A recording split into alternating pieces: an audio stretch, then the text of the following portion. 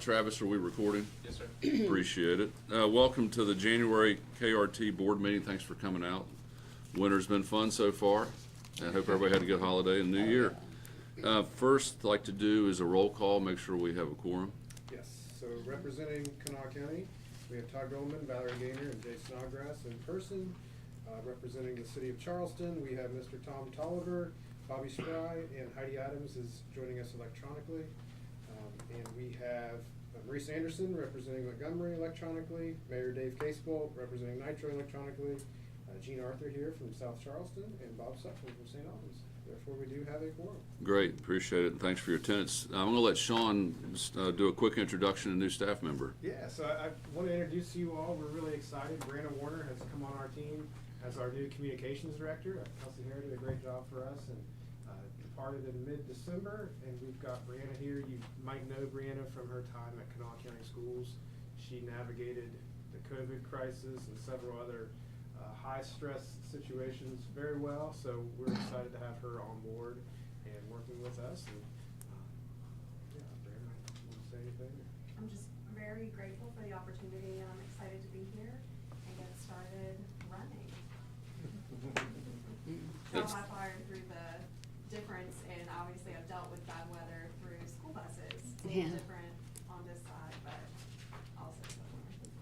Well, good, welcome. Sean's already given you high marks, so we're glad to have you. I have to echo Sean's high marks as well. Good, okay, so the minutes were sent out with the packets. Did everybody read those? Have any revisions or changes? If not, is there a motion for approval? Second. Okay, a motion by Snodgrass and a second to approve the minutes as presented. Any other comments or questions? Those in favor of the motion signify by saying aye. Aye. Aye. Any opposed? Motion carries. Next will be the financial statement. Sean's gonna take care of that this month. I'm going to stand in for Jessica. Jessica is in Richmond doing an FTA triennial review prep course. So to get ready for that fun exercise we go through every 3 years. If you turn to Schedule 2 in our December report, you will see that we have our operating revenue is actually about $300,000 higher than anticipated, and our operating expenses are just about $10,000 lower than expected. So it brings us in about $100,000 under what we expected as far as any losses. So that's a positive thing there. And jumping through Schedule 3, you can see that broken out kind of line by line. You see obviously labor costs more, the fringe benefits are up. That's leading us to some of those higher operating expenses than last fiscal year. We anticipated that, nothing out of the ordinary there. And our Schedule 6, our levy receipts are up 8% for the year, so it came in $159,000 last month. Big chunk there, $412,000 in November also was beneficial. So again, right on track, not too far off at all from our budget, so we are happy to be sticking to that. So the source of the increase in revenue, what are we looking at there? Looks like a lot of passenger fares. Yeah, the passenger fares number is still attributed to the SOAR program is the biggest source there of the revenue. That's where we changed our the reimbursement rate to reflect how our costs have gone up per hour. We also, every year, we get a chance to rework out what our reimbursement rate is with SOAR, so that higher number has increased the revenue from that program. And again, in that program, just to give you all, and I say this every year during the budget presentation, I'm nervous of relying on that numbers from that program because we consistently over the last couple of months, Jacob and I have had talks with the SOAR coordinator about their concerns of those funds drying up. They've asked properties across the state to come up with ideas to limit the amount of people who are using the SOAR program and trying to push into this motive care, which is another partner we work with who does the NEMT, the non-emergency medical transport trips, which you get reimbursed a little less for. And I think that's why the state is trying to push people towards motive care as opposed to SOAR. So again, it's great to see that our revenue is up, but I urge not to get too comfortable with those numbers because at any point we they can say, hey, that SOAR program's not a thing. And then our reimbursements would drop accordingly, which would be scary. Is that something that with the change in the state administration that we need to be investigating or concerned about? Or is this just a formula that's gonna flow down to us? DHHR, and I know they keep changing all their different acronyms and what offices, but the leadership changes over there could be a great opportunity for us to meet with them and discuss how important this program is. What happens is DHHR gets a chunk of money for, SOAR money is not just for transportation. It's a program overall in the state that has over 200 different entities and programs that DHHR decides how to allocate that money towards. The transportation program is the largest one in the state. It's about $4 million a year. So what happens is every year, DHHR decides how to allocate that money. So we've been successful in the last couple of years of actually getting that number bumped up. It started out, I think, as a $2 million program, and now it's at $4 million. So it continues to grow, but that can only happen for so long. But it is a new opportunity to meet with leadership there at DHHR to express the importance. Because if that goes away, I mean, that's a huge hit to us and to a great program that obviously has a lot of individuals using it. So the whole SOAR program's $4 million? Yes, I believe. Cause last year we collected $1.5 million.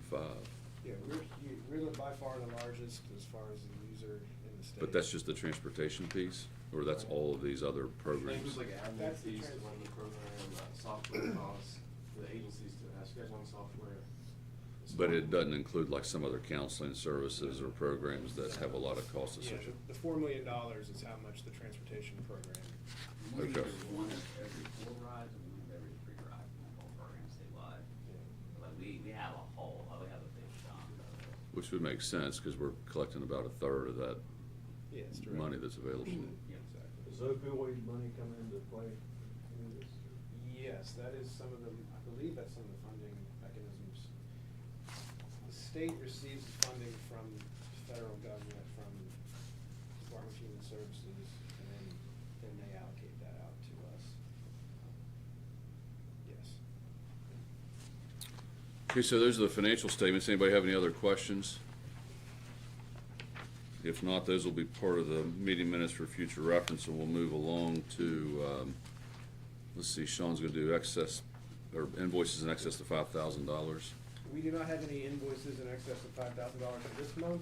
I anticipate we will in the coming meetings, and you'll hear more about that when we get to the maintenance facility update. Or we can go to insurance report. Okay, yep, Kurt? All right, talk about a couple of things today. First is 7, related to open insurance claims. We had one additional one, and actually was at the end of November, this hasn't filed it yet. Struck a vehicle up at South Ridge. We're working through that claim currently. We also were able to close several claims, as you see on your sheet. The next thing I wanna talk about is workers' comp, just give you an update on workers' comp and where we are there. For the first time in a while, last year, our EMOD score dropped below 1, and that's kind of the magic number to where to be. We actually had more claims filed last year, but the claims weren't as long. When you have a very long claim, it just racks up all sorts of issues for you. So while our claims have gone up, the time that the workers have been off has been much less, and some mitigating things that Chris and Travis have been working on in the garage is also helping that. So when we do have an incident there, that individuals can come back as quickly as possible. And the final thing I would like to talk about this morning, we've had a lot of weather events, and the general public expects us to run all the time, but there are times that we just can't. And I just want to say that we look at all sorts of different factors when we're closing. One of them, of course, is the road conditions. That's the easiest one. You can look out the window, see the roads, they're bad, don't run. But there's also other factors. And those factors are stops, sidewalks. How bad are they? Can the passengers actually get there? Can they stand there? Is it safe? Other agencies may not want us to be on the roads at that particular time, right? Because if we get into a ditch, it's a little bit more for for that tow truck and those emergency crews to come get a bus out of the ditch than it does a regular vehicle. So we look at all of those things. The hardest thing that we have is when we start service and we let people off and we take them all over the place and then it snows. And that's the biggest stress that we have, because we've got to go get those individuals. And we're sending buses out during that time that we shouldn't be sending buses out, just because we can't strand them. So we've been a little bit more cautious maybe than other administrations, but there's reasons for that. Another big reason is, quite frankly, workers' comp and our insurance companies don't want us out on the roads there during that time. So we weigh a lot of factors. We don't take canceling service lightly. We get input from various different organizations. We get input from our street supervisors. The union provides a lot of input in there, and we do not take it lightly. And we do understand that our passengers have places to go. But, you know, we have to be safe, and we have to make sure our employees are safe and our passengers are safe. So this is one of to talk a little bit about when and why we cancel service. And I also want to echo and thank all of our employees who, behind the scenes, you may say, okay, well, we didn't run on Monday and Tuesday, but the street supervisors who are out there at 3 a.m. driving around, the drivers who came in just in case we are running, et cetera. It's a team effort, and Kurt and Jacob and leadership also, you'll see them there on those days at times you wouldn't expect, because they're there trying to make sure we make the right decision. We did this safer than sorry approach this time, and I'm thankful that we did, because I think it was the right call. So Carter, your comments in response to public comments? Not really. I mean, we didn't have that many public comments. I mean, we do have individuals that call in, but I think you know, going forward with storms, I just want to throw that out to the general public of what we think about when we cancel service. We don't take it lightly. We know folks have places to be, but these last couple of storms, Monday and Saturday, when we closed completely down, call volume was very, very low. And I think, for the most part, it's because a lot of businesses were closed on Monday and Saturday. I've never been into a snowstorm in this area where all these businesses were just closed. People didn't have any place to be. Yeah. So it's just, we will always, you know, err on the side of caution when we're out here and these roads are really bad, and just weigh in all of this. But we didn't get too many nasty public comments. I mean, a few people are upset, but generally I think people understood. And congratulations on getting the EMOD under one. What, Yeah. any idea of financially what that's gonna mean for us?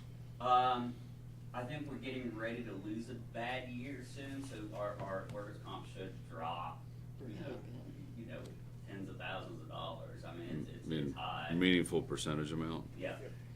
Okay.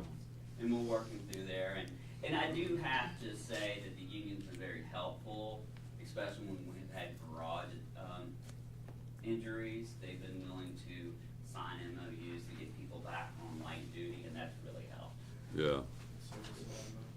Yeah, that saved a lot of lost time. Do we do the safety training, any extra to decrease that EMOD? So we have several trainings throughout the year. We have 5 in our contract that we can do 2-hour sessions. And each time we have those sessions, we do touch on safety issues.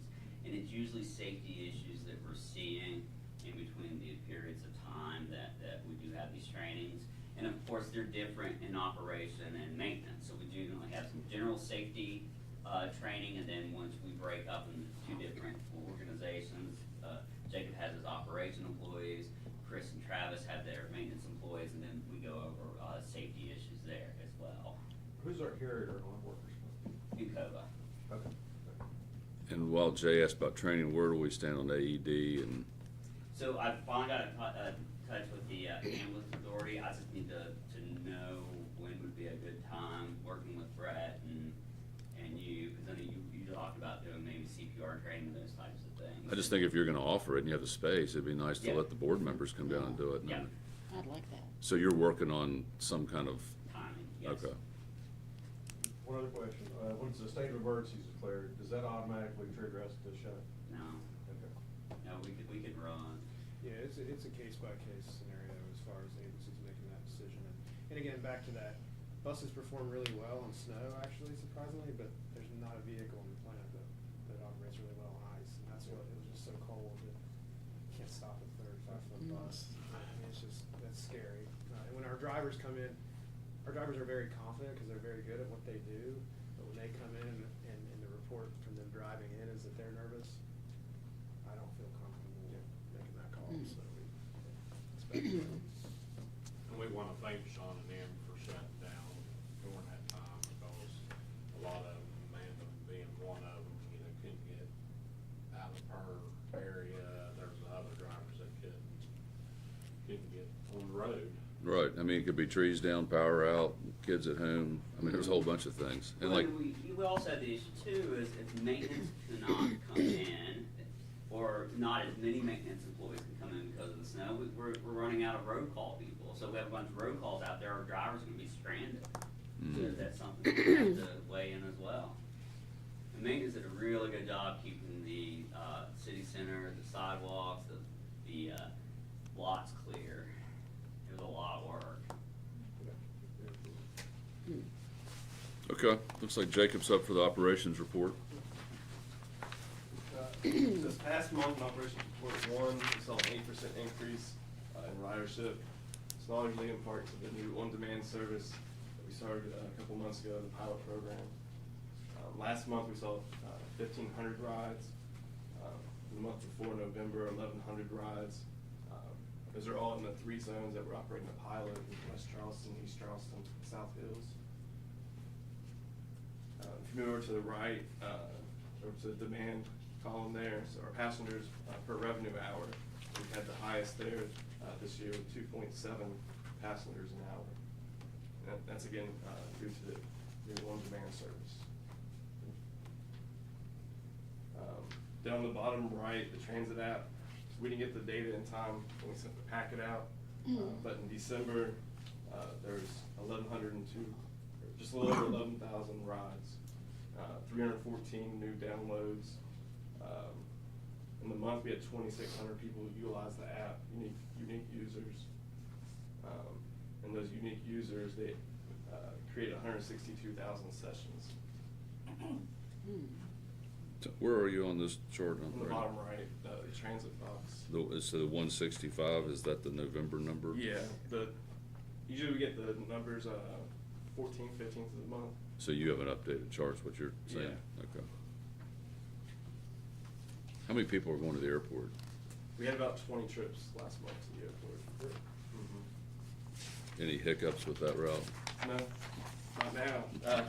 So there were some issues, a couple months ago when we worked those out with the software company Via, and it's working as it should right now. And hopefully it continues that way.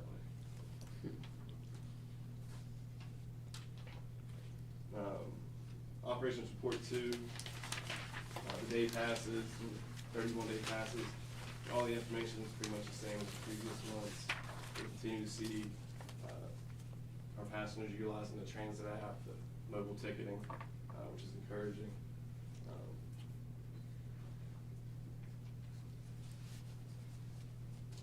And last out, to reiterate what Kurt said, I'd just like to thank all the operators and supervisors who came out early last week to check the routes. And they do put a lot of hours in that week, especially the supervisors who come out 2, 3 in the mornings and begin their day before the drivers even need to go out to make sure the routes are safe for them to operate.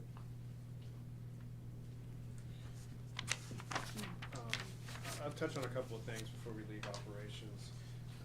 As Jacob mentioned, there's on-demand numbers.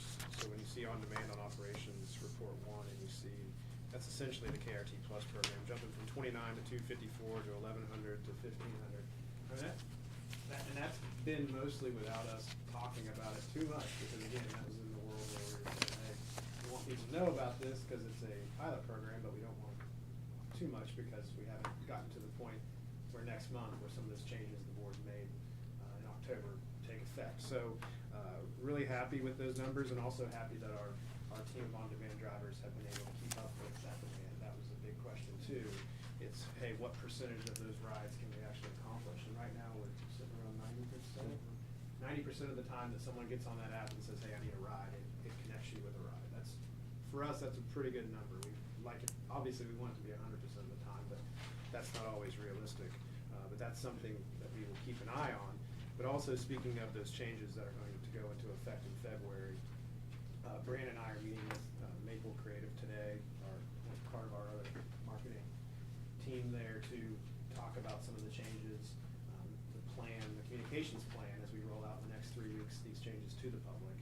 And I'm really happy to see, and Brandon's done a great job of having a kind of a day-by-day plan of, hey, every 3 days we're gonna send this out, et cetera. We're gonna be able to use some of the mapping software from Remix to actually let people say, hey, if you're nervous about what your route looks like now, just click on this link and pull it up on your phone or on your computer and see exactly where the changes happen and the timing. So we had to wait till that 3-week mark because the union gets to make potential changes to the markup of what those schedules look like. So we're now in the point where we've hit, send to the printers as far as the schedules, et cetera. And we're gonna make sure that we bombard our passengers with information over the next 3 weeks to make them comfortable with our changes.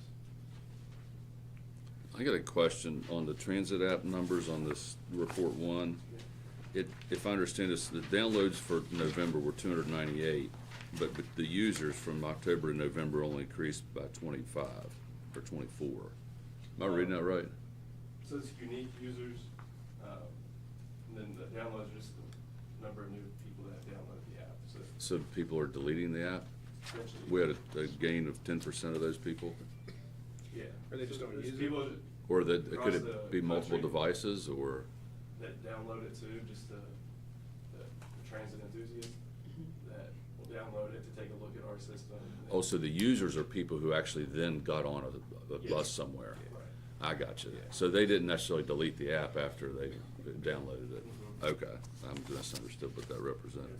And that transit app also comes into play during these weather events, because we're able to push out those notifications in a way that's unique for specific routes and routes in general. And that makes it really helpful for us to communicate to our passengers.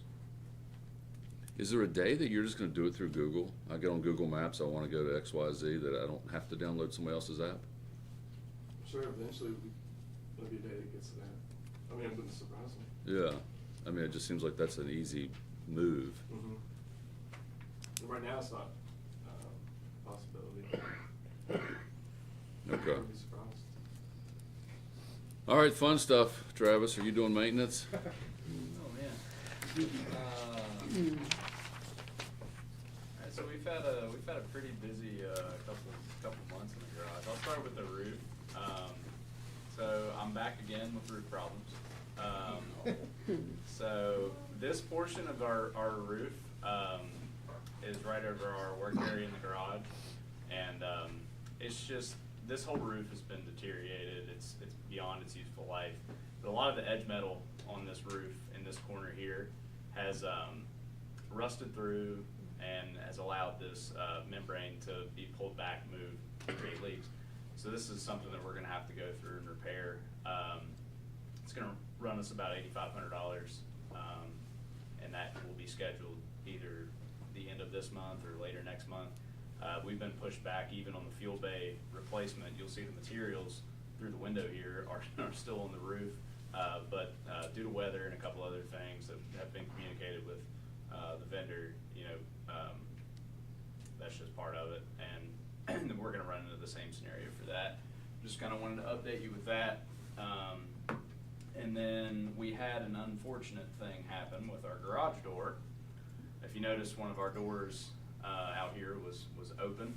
This door had gotten tangled within itself. It's a high-speed door, so whenever it came down, it wound itself up inside of the track and completely destroyed the motor and cut the door curtain.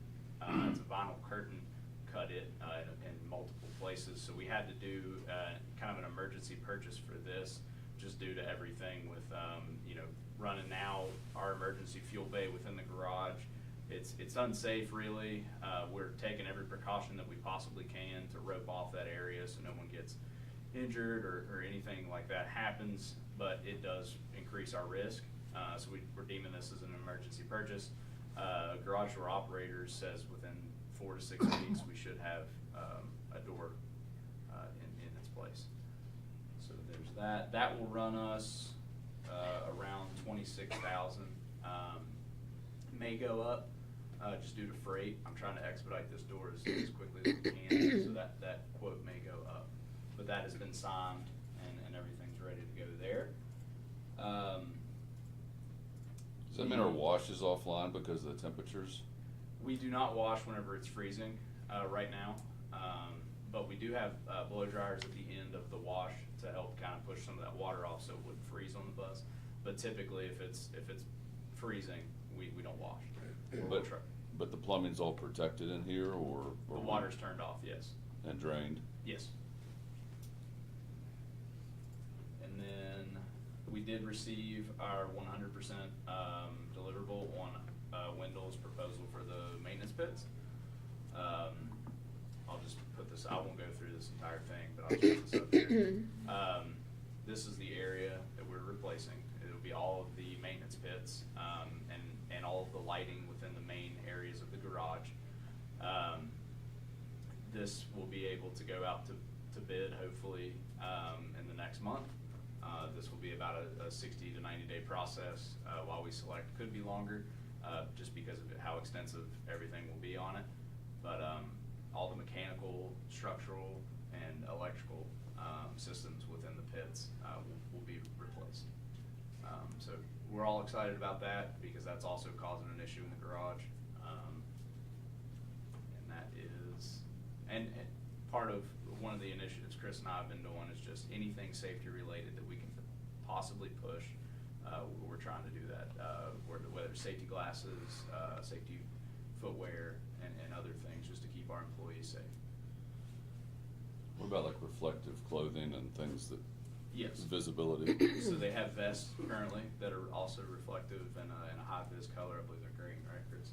Yeah, yeah, they're required to wear the vest when they're out on the lot, and also when they go on road calls, then they say KRT on them, so they can be identified while they're out on road calls. But in the shop, they're not wearing the reflective gear? No, not currently. And the frustrating part for us is obviously we've sat here and talked about how this facility is out of date, and we're gonna continue to see things fail, and that's very frustrating because obviously every year we go through the process with FTA of trying to get the funding for a new facility, and it's kind of an I told you so situation, but when it's a safety related, we can't sit on it, so. I'm nervous we're gonna continue to see things fail over there just because they're so old, but maybe eventually we have a band-aided together newer facility, but I hope not, because it's gonna cost us more money in the long run. And unfortunately, the bill don't cost us more money. There is one more issue of our. Oh, boy. All right, we're gonna move on to new business. People don't like to hear me talk. Grown. But there's a backflow valve system within the wash bay over here that is pretty much deteriorated. It created a high pressure vent essentially and exploded the relief valve. We have it temporarily fixed, but that will run us around 20 to 25,000 to get that whole system replaced, and we do, and that is a requirement that we have that. So that didn't appear during the inspection, that appeared, it just malfunctioned? Yeah, it just came in one day and it sounded like a waterfall in the garage, and that was that. And so who's gonna do that? I mean, is that bid out? That's gonna be, we're not gonna treat that exactly as an emergency purchase, but that's gonna be a quicker fix. So far, I have one vendor, and Mullen is supposed to give me a quote as well, but I should at least have 3. Who's the first one? Okay. Okay. They did the temporary fix, and I just told them while they were here just to go ahead and Yeah. put together a quote. And what about funding for any of these emergency type things? Is this all out of our pocket? The FTA does have options for emergencies, like the garage door. We could treat that, but unfortunately, the backflow valves wouldn't be technically an emergency just because it's an old system, and old systems will fail. You can't really deem it as an emergency. Okay. You can in certain scenarios, but in this, no, you can't. So will we get any of the door funded by another source? Hopefully, yeah. We'll have to submit it to the FDA for a grant. What was the age of that door? Do we know? The door is roughly 10 years. So no warranty or anything? And it really wasn't out of its useful life. It was just kind of a freak accident. Does that door get a bunch of spray? I mean, did it have water frozen up in it or something that?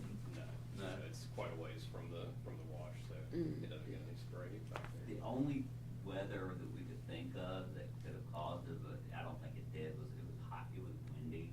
Yeah. I mean, that was it. But other than that, it was just, I don't think the wind would have caused that. It doesn't have an automatic shut off.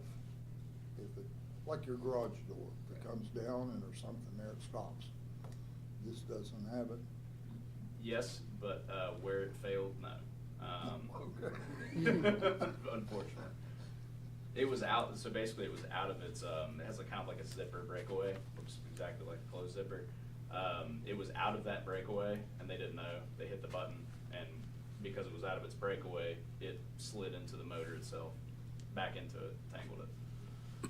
And in the pits, we are over a couple of fiscal years applying, some of our regular formula grant money for it. And the engineers are gonna have a scope that's gonna define the process of going through for the contractor, so that we don't end up with a situation where we have like so many pits down that we really can't function. Yes, so that'll be done in phases. And that's already been laid out. Yes, yep, that's part of the documentation. When's that gonna go out for quotes? Hopefully next month. So, I just have to check with Wendell because they're also doing our permitting, for all of this. So if they give me the green light, we'll get it out, but it could, again, something like this might take 60 to 90 days of advertising, just to get as much competition as we can. And so all that's gonna be lumped together, the lighting, the pit, concrete work, and all the mechanicals with the pits? Yes. Okay. Let's do our best to get somebody that's a local contractor to bid on that. I'd hate to see somebody come and then use all local talent anyway. Yeah. So make sure that gets circulated to all the normal folks. Looks like we're on to new business. All right, folks. In your packet, you'll see the Public Transportation Agency Safety Plan. Last time we passed this plan, Valerie gave me a great suggestion to do any track changes or to say how the plan was different. You'll notice there's no changes. It's the same plan as we passed last time, and there's a reason for this. December, I was required by FTA to submit a safety assessment. That safety assessment deals a lot with driver assaults and how to mitigate those driver assaults. When I get the results from that assessment, I'm gonna have to add it to this plan. So probably at some point, July, August, or September, I'm going to resubmit this plan with changes. I'll have to work with the safety committee, and we'll have to come up with a plan to mitigate some of those factors. However, this plan is required to be approved every year. It doesn't matter that it's, in January, they do give us some leeway. We should have probably done it in December, but it was the only thing in December that we had. So we passed it for this year in January, and then I will probably come back in August, September, July to again approve the changes from the mitigations that we had to do during our assessment.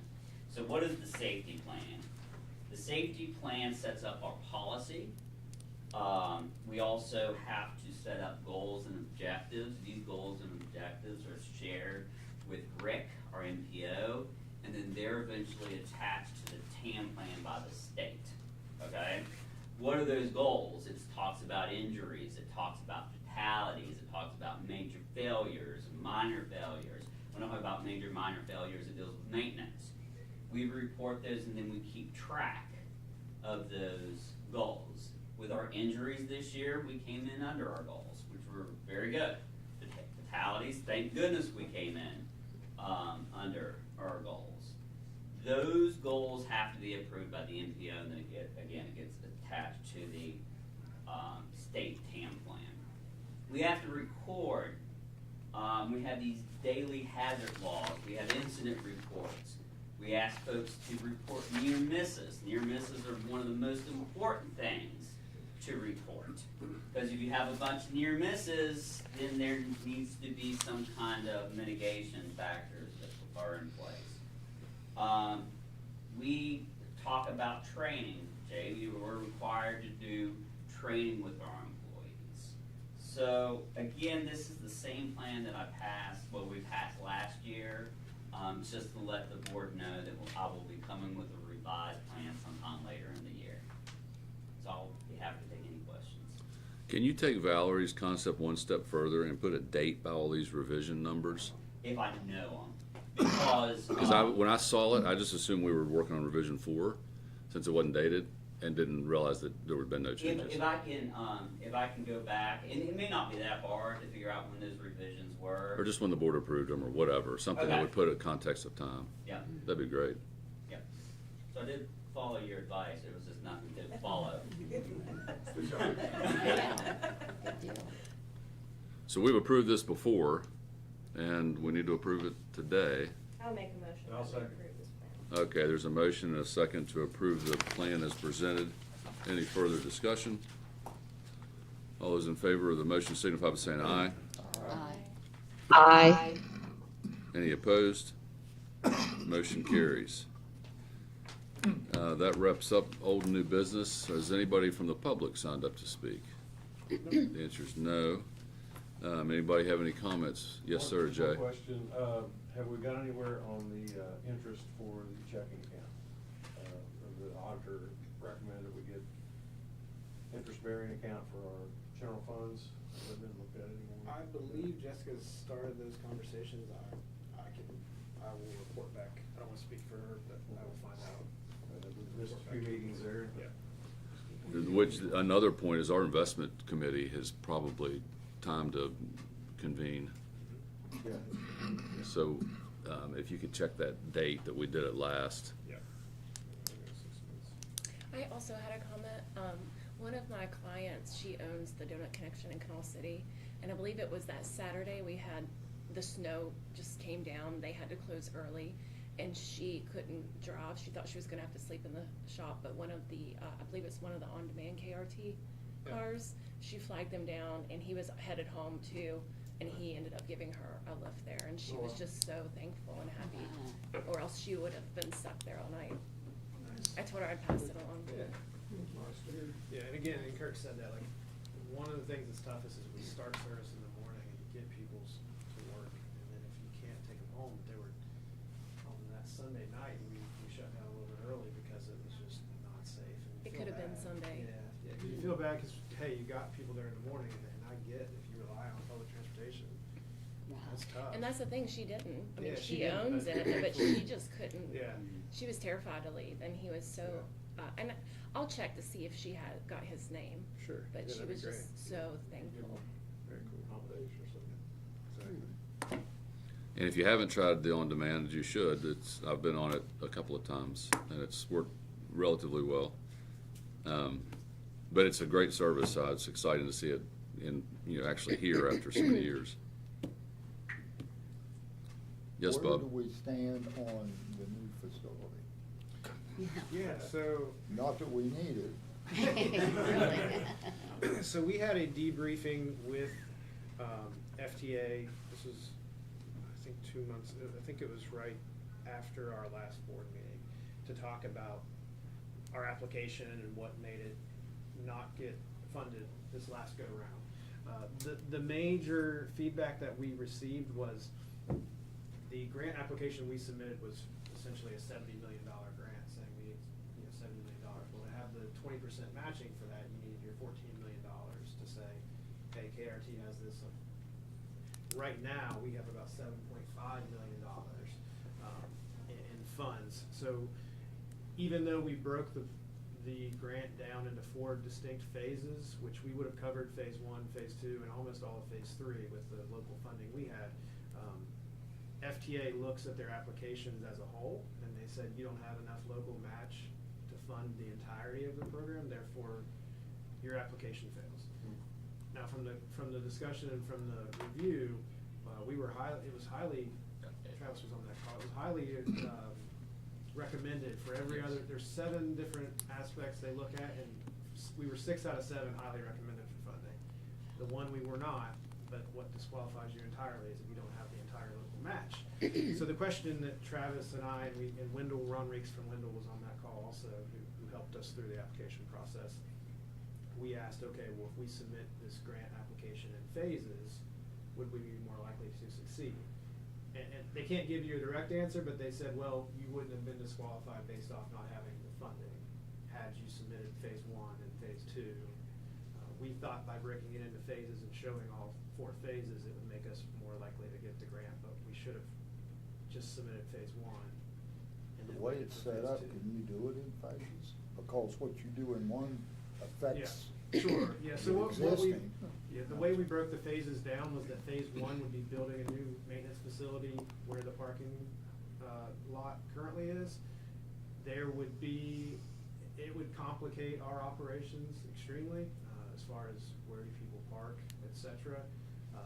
Wendell, they're very good at what they do and coming up with plans. They showed us how it could work. It wouldn't be painless, but it could work that way. Then phase 2 was to tear down the maintenance facility, and then phase 3 is to build up kind of the overhang to cover the parking, et cetera. And then if phase 4 happened, it was the admin building, which you could get by without that. This facility's not great, but it's got a new roof on it now, so you could live with some of those changes not happening. The main thing is just that the garage. So feel more confident now that we got that feedback, especially when they said, hey, 6 out of 7 were highly recommended.